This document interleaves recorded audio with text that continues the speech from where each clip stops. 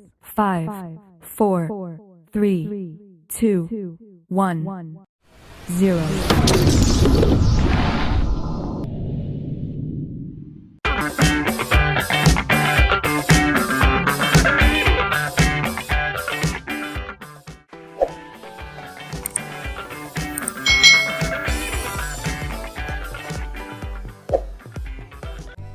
Hai hai hai, selamat datang di channel YouTube Kak Citra. Apa kabar adik-adik semuanya? Kak Citra berharap kalian dalam keadaan yang baik, sehat, dan siap untuk belajar ya. Hari ini kita akan belajar bersama-sama untuk mata pelajaran tematik kelas 6. Kita belajar di tema 9, menjelajah angkasa luar, subtema 2, benda angkasa luar dan rahasianya, pembelajaran yang ketiga. Mari adik-adik kita belajar dengan penuh semangat ya.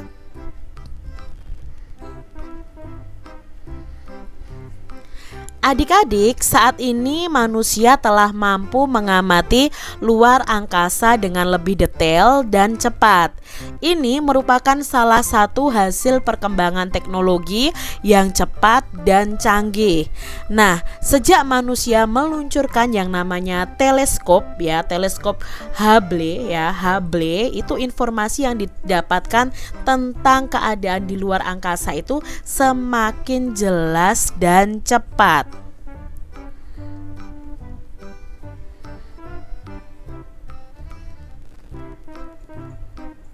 Perkembangan ilmu pengetahuan dan teknologi merupakan salah satu akibat dari modernisasi adik-adik. Perubahan yang terjadi karena modernisasi ini tampak dari benda-benda yang berteknologi yang kamu gunakan sehari-hari di rumah. Nah, coba diskusikan bersama dengan teman kalian mengenai alat atau benda apa saja yang merupakan hasil dari pengembangan teknologi. Misalnya, kamu menggunakan buku dan pensil untuk menulis dan mencatat. Pada zaman dahulu, orang itu menggunakan sebuah papan kecil dan menuliskannya dengan menggunakan kapur atau arang adik-adik. Namun saat ini kamu juga melihat orang menggunakan alat elektronik untuk mencatat dan tidak lagi menggunakan buku atau pena seperti biasanya. Itu karena adanya perkembangan teknologi adik-adik. Jadi peralatan yang kita pakai semakin hari akan semakin canggih. Nah, bersama dengan temanmu tentukan dulu kurang lebih 5 benda yang ada di sekitarmu. Lalu cari tahu nih bagaimana alat tersebut telah berkembang hingga saat ini dengan cara membandingkannya dengan alat yang memiliki kegunaan yang sama di masa yang lalu. Nah, setelah itu adik-adik, apakah yang dapat kamu simpulkan dari hasil diskusi tersebut? Nah, misalnya di sini adik-adik ya, pada teknologi sederhana masa lalu, orang itu berkomunikasi memakai kentongan. Tapi sekarang orang itu memakai alat komunikasinya adalah telepon seluler. Dulu orang itu alat transportasinya adalah pedati. Sekarang sudah ada mobil, sudah ada motor. Mobil aja semakin canggih. Sekarang ada mobil listrik adik-adik. Berikutnya, dulu manusia itu menulis itu memakai batu sabak ya untuk ditulisi, tapi sekarang memakai buku tulis. Nah, buku tulis sekarang berkembang pakai tablet. Kita bisa menulis di tablet. Lalu dulu mesin ketik untuk menulis, sekarang sudah berkembang lagi menjadi komputer, lalu menjadi laptop. Dulu laptop itu besar-besar yang dibawa kemana-mana berat, tapi sekarang disederhanakan bahkan bisa lebih kecil lagi adik-adik. Lalu dulu orang membajak sawah itu memakai bantuan atau tenaga kerbau atau sapi. Sekarang untuk membajak sawah itu menggunakan traktor. Nah, ini adalah 5 benda ya yang sama-sama kegunaannya tetapi berbeda. Ini ada teknologi sederhana di masa lalu dan ada teknologi yang modern adik-adik. Nah, adik-adik coba perhatikan di sini. Kesimpulannya apa? Oh, perkembangan teknologi itu terjadi karena kebutuhan manusia yang semakin beragam dan semakin cepat. Nah, modernisasi ini menjadi salah satu hal yang tidak bisa dihindarkan, namun masih dapat dihadapi dengan bijak. Jadi kita harus bijak ya menghadapi perkembangan teknologi yang ada. Adik-adik, modernisasi memang telah mempengaruhi gaya hidup masyarakat kita. Bagaimana sih modernisasi itu mempengaruhi budaya masyarakat kita? Mari kita baca bacaan berikut ini dengan seksama. Nah, di sini ada bacaan yang berjudul Modernisasi dan Budaya Masyarakat. Salah satu ciri masyarakat yang modern adalah sikapnya yang lebih terbuka terhadap sesuatu yang baru. Nah, keterbukaan ini memberikan kesempatan kepada masyarakat untuk menguji hal baru tersebut. Jika hal baru tersebut itu sesuai dengan norma yang ada, maka hal baru tersebut dapat dengan mudah akan diterima. Tetapi jika ada norma masyarakat yang tidak sesuai dengan hal baru tersebut, maka masyarakat akan menolaknya atau bisa juga menyesuaikannya, adik-adik. Sikap mental dan budaya suatu masyarakat itu sangat menentukan diterima atau ditolaknya suatu perubahan sebagai bagian dari modernisasi. Nah, sikap mental yang dapat menjadi pendorong modernisasi antara lain adalah rajin, tepat waktu, berani mengambil resiko, disiplin, mau bersaing, adil, jujur, toleran, dan peduli lingkungan. Modernisasi ini memengaruhi masyarakat untuk mempertahankan kebiasaan lamanya secara tradisi, lalu menggantikannya atau menyesuaikannya.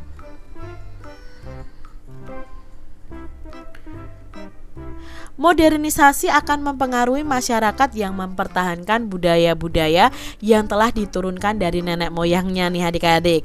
Berkembangnya ilmu pengetahuan itu dapat digunakan untuk menggali budaya-budaya untuk dipertahankan dan diperkaya.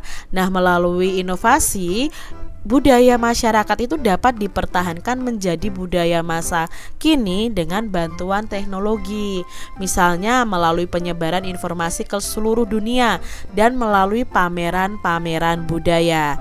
Nah, budaya daerah pun dapat dimodifikasi loh menjadi sesuatu yang lebih menarik, lebih masa kini tanpa meninggalkan makna dan arti nilai-nilai dari budaya tersebut. Misalnya nih seperti yang dilakukan pada Jember Fashion Karnaval. Nah, di sini ya yang melibatkan anak-anak muda untuk mengembangkan budaya daerahnya dalam acara lokal yang bertaraf internasional. Nah, GFC ini digagas oleh salah satu putra asli daerah, yaitu Dainan Faris. Nah, ia telah berhasil membuat mata masyarakat nasional maupun internasional itu mengarah ke Kabupaten Jember. Sebelumnya, Kabupaten Jember itu hanya dikenal sebagai daerah penghasil tembakau, adik-adik. Kemudian ya, kehidupan agraris masyarakatnya ini ternyata tidak menghalangi kreativitas warganya untuk mengembangkan daerahnya sebagai salah satu kota wisata fashion di Indonesia. Nah, Dainan ini bercita-cita menjadikan Jember sebagai kota karnaval tingkat dunia.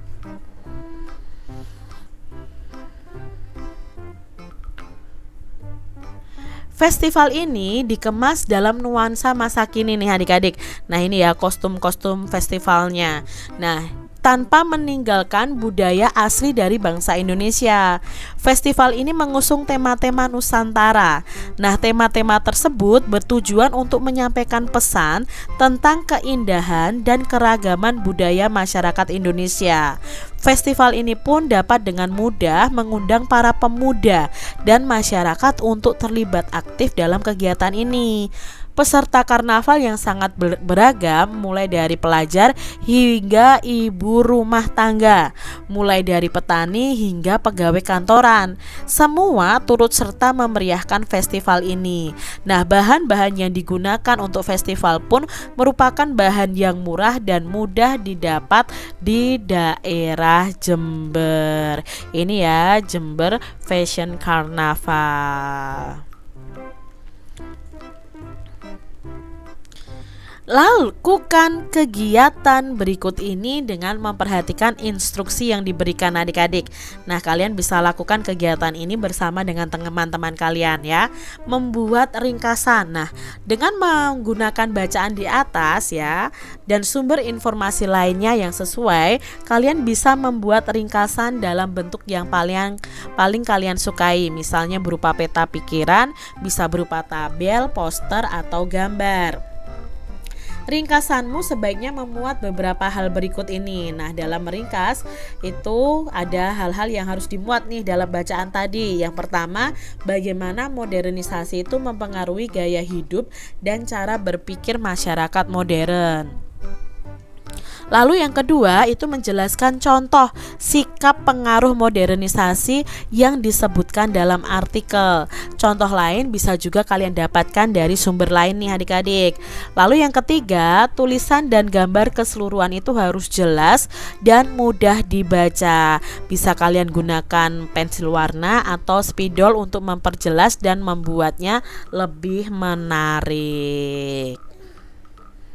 Nah, di sini Kak Citra membuatnya dalam bentuk peta pikiran tentang modernisasi dan budaya masyarakat. Jadi, di sini ciri masyarakat modern itu sikapnya terbuka terhadap sesuatu yang baru.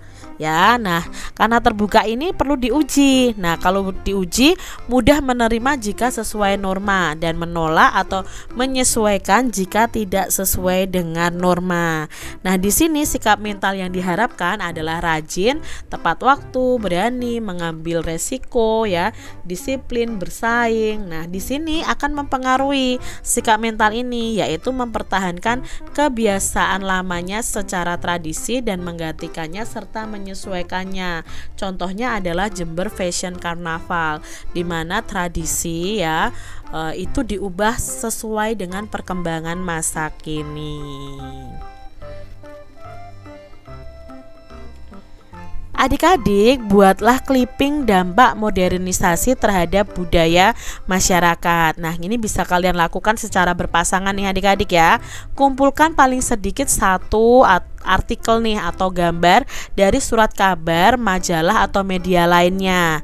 Nah, artikel dan gambar yang digunakan itu harus menjelaskan pengaruh modernisasi terhadap budaya masyarakat Indonesia.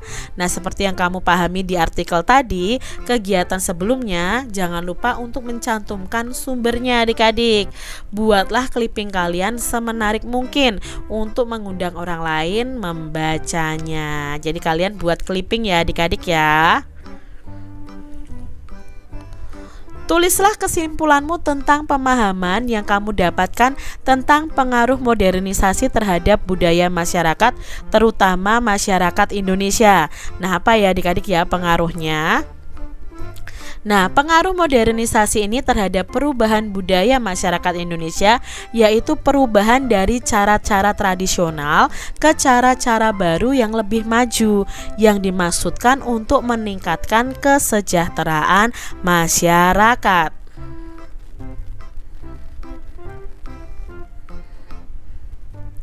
Pengaruh modernisasi ini tampak nyata di dalam kehidupan sehari-hari kita.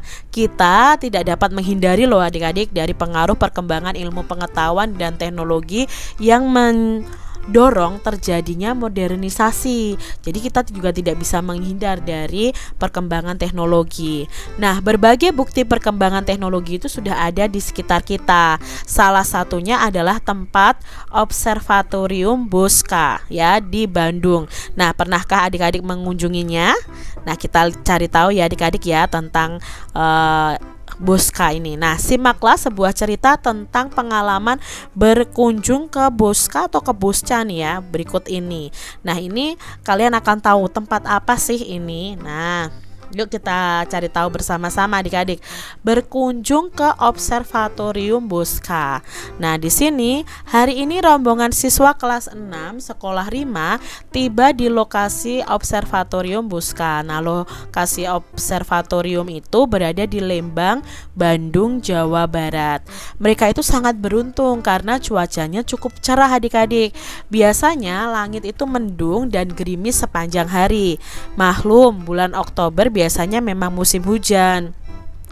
Nah, observatorium ini hanya membuka kunjungan pada bulan-bulan tertentu, yaitu bulan April hingga Oktober. Menurut para astronom yang ada di sana, pada bulan-bulan tersebutlah langit wilayah Indonesia itu cukup cerah untuk melihat gugusan bintang tanpa tertutup awan, adik-adik. Selamat siang adik-adik, selamat datang di Observatorium Bosca, kata Kak Yani. Kak Yani adalah seorang mahasiswi Institut Teknologi Bandung atau ITB yang sedang melakukan penelitian di tempat itu. Wilayah observatorium memang wilayah penelitian para astronom Indonesia. Hari ini saya akan memandu kalian untuk melihat benda-benda yang ada di sini ya. Kakak meminta kalian untuk tidak meninggalkan rombongan selama kegiatan ini. Selain kelompok kalian, masih ada kelompok lain dari sekolah yang berbeda yang berkunjung ke tempat ini pada hari ini. Jelas Kak Yani ramah adik-adik.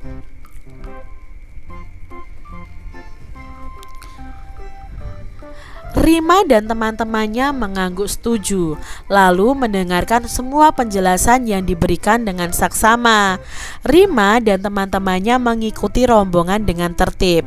Ia dan teman-temannya itu mencatat hal-hal yang menarik yang dijelaskan oleh Kak Yani. Rima melihat beberapa teleskop yang ada di observatorium dan mencoba melihat gugusan bintang melalui salah satu teleskopnya. Rima berseru penuh kekaguman. Wah, indah sekali. Tak kusangka ada bintang sebanyak itu di langit sana. Seru Rima kegirangan. Teman-teman Rima pun sangat senang adik-adik ya, karena di sini bisa melihat bintang. Ini adik-adik, salah satu teleskop yang ada di Bosca ini adik-adik. Tiba-tiba mereka mendengar seorang menangis. Rima dan teman-temannya berhenti lalu mencari asal suara itu.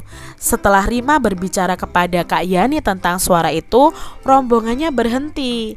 Kak Yani menghampiri asal suara itu. Kelihatannya suara itu berasal dari balik pintu.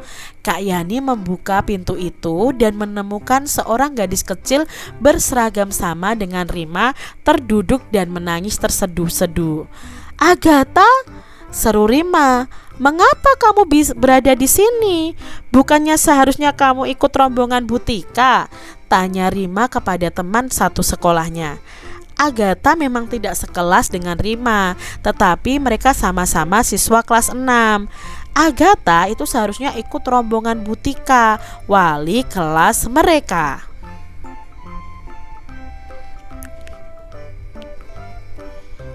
Oh Rima, terima kasih telah menemukanku. Aku pikir aku tidak akan bisa pulang kembali ke sekolah. Tadi aku pergi ke toilet dulu sebelum rombonganku berangkat. Karena terburu-buru, aku tidak sempat memberitahu Butika dan teman-teman lainnya bahwa aku sedang di toilet. Ketika aku kembali lagi, mereka sudah tidak ada, jelasnya sambil terseduh. Jangan khawatir Agatha, Kak Yani akan mengantarmu kembali ke rombonganmu ya. Kak Yani sudah menghubungi pemandu kelompokmu dan memberitahu kalau kamu berada di sini. Di sini juga aman kok, kamu tidak perlu khawatir, hibur Kak Yani.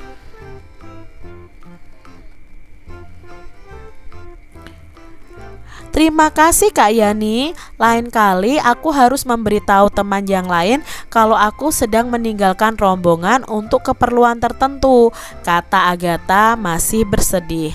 Rima mengajak temannya itu ke bagian belakang ruangan dan membagi minumannya agar Agatha lebih tenang. Rima bersyukur loh temannya itu sudah tenang. Dalam hati ia juga bersyukur karena diingatkan oleh peristiwa ini. Bisa saja Rima melakukan kesalahan yang sama. Nah itu tadi ya adik-adik ya, cerpen atau cerita fiksi nih.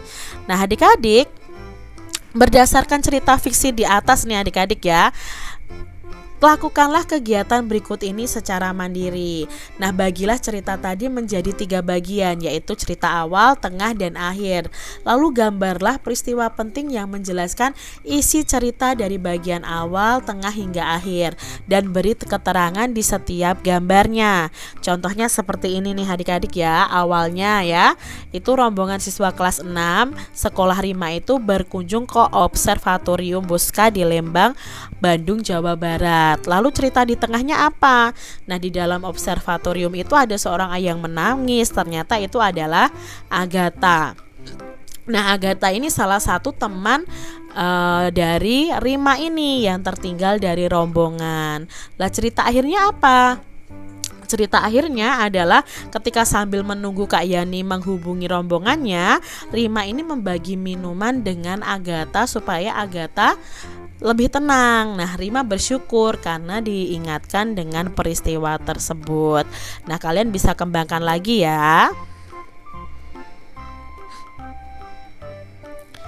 Adik-adik, jika kamu adalah penulis cerita di atas dan kamu diberikan kesempatan nih untuk mengubah jalan ceritanya, bagian manakah yang ingin kalian ubah adik-adik? Lalu akan seperti apakah cerita di atas jika kamu ubah? Nah, coba adik-adik bisa tuliskan di buku tulis kalian masing-masing. Misalnya nih, menurut saya bagian yang saya ubah adalah bagian tengah, sehingga jalan ceritanya akan seperti di bawah ini misalnya ya. Nah, ini ceritanya kalau yang Kak Citra ubah yang di tengah. Rima yang berada di bagian belakang rombongan mendengar suara anak perempuan yang menangis. Rima berusaha mencari asal suara tersebut, sehingga tanpa sadar Rima juga ikut terpisah dari rombongannya. Rima memang akhirnya mengetahui suara anak yang menangis tersebut. Ternyata suara itu adalah suara Agatha yang juga terpisah dari rombongan kelasnya. Rima dan Agatha akhirnya sama-sama terpisah dari rombongan, sehingga kepanikan sempat melanda kedua siswa kelas 6 tersebut. Namun Rima tidak larut dalam kepanikan. Segera ia mengajak Agatha untuk mencari petugas observatorium dan meminta tolong di bagian informasi untuk memberitahukan keberadaan mereka kepada rombongan. Misalnya nih, ini jalan cerita yang Kak Citra ubah di bagian tengahnya.